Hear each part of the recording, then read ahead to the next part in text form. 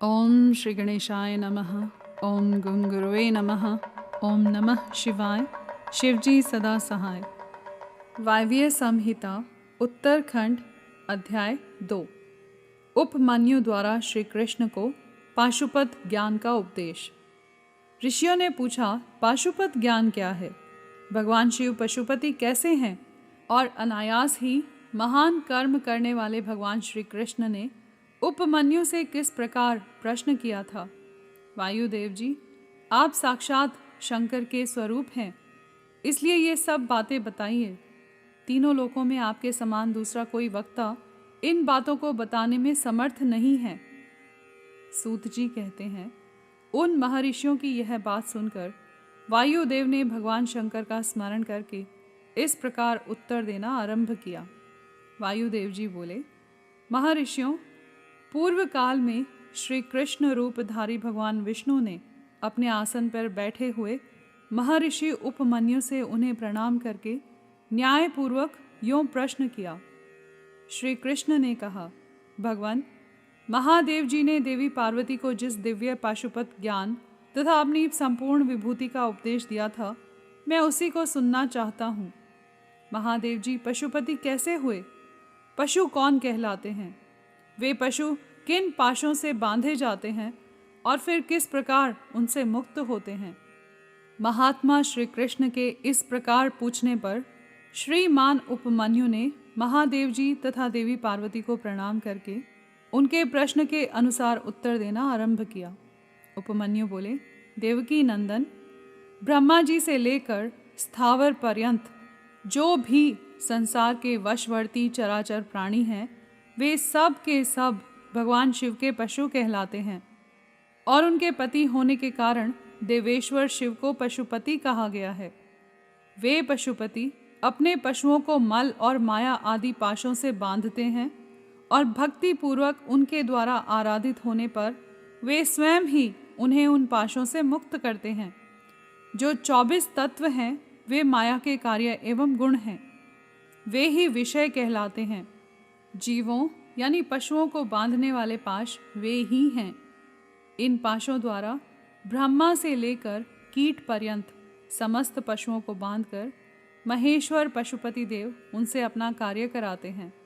उन महेश्वर की ही आज्ञा से प्रकृति पुरुषोचित्त बुद्धि को जन्म देती है। बुद्धि अहंकार को प्रकट करती है तथा अहंकार कल्याणदायी देवादिदेव शिव की आज्ञा से 11 इंद्रियों और 5 तन्मात्राओं को उत्पन्न करता है।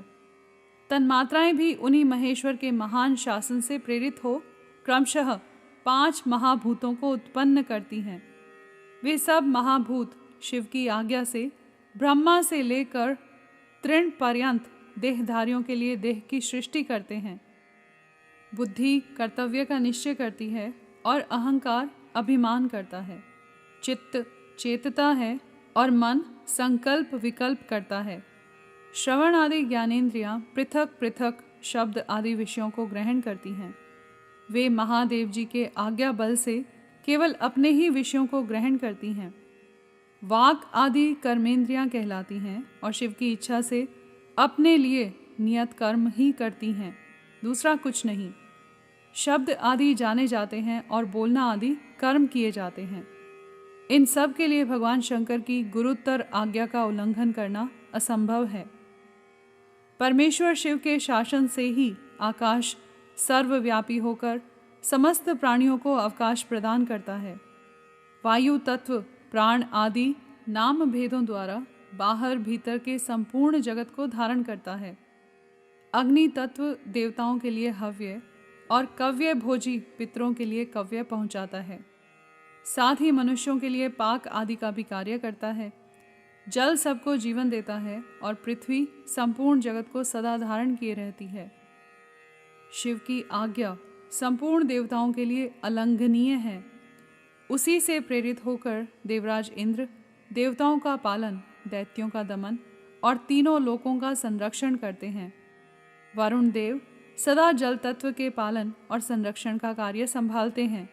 साथ ही दंडनीय प्राणियों को अपने पाशों द्वारा बांध लेते हैं।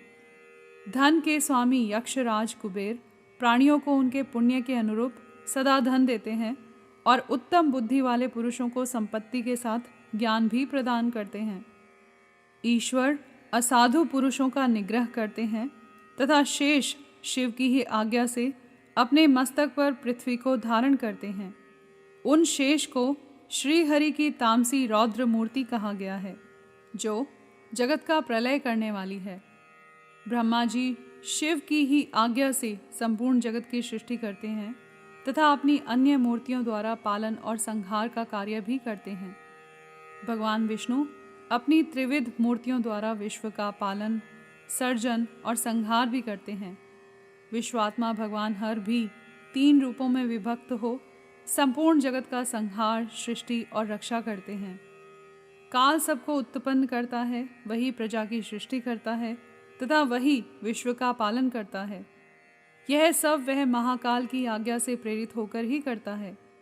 भगवान सूर्य उन्हीं की आज्ञा से अपने 3 अंशों द्वारा जगत का पालन करते, अपनी किरणों द्वारा वृष्टि के लिए आदेश देते और स्वयं ही आकाश में मेघ बनकर बरसते हैं। चंद्रभूषण शिव का शासन मानकर ही चंद्रमा औषधियों का पोषण और प्राणियों को आह्लादित करते हैं। साथ ही देवताओं को अपनी अमृतमयी कलाओं का पान करने देते हैं।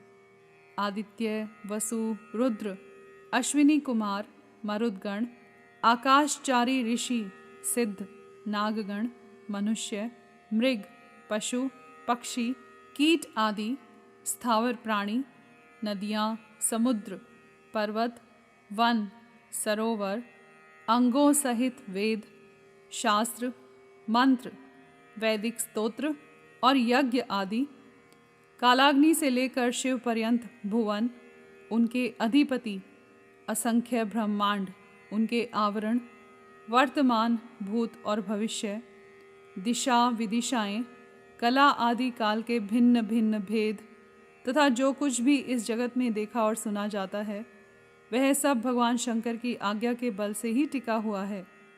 उनकी आज्ञा के ही बल से यहाँ पृथ्वी, पर्वत, मेघ, समुद्र, नक्षत्रगण, इंद्रादि देवता, स्थावर, जंगम अथवा जड़ और चेतन सबकी स्थिति है। यहाँ पर अध्याय 2 समाप्त हुआ।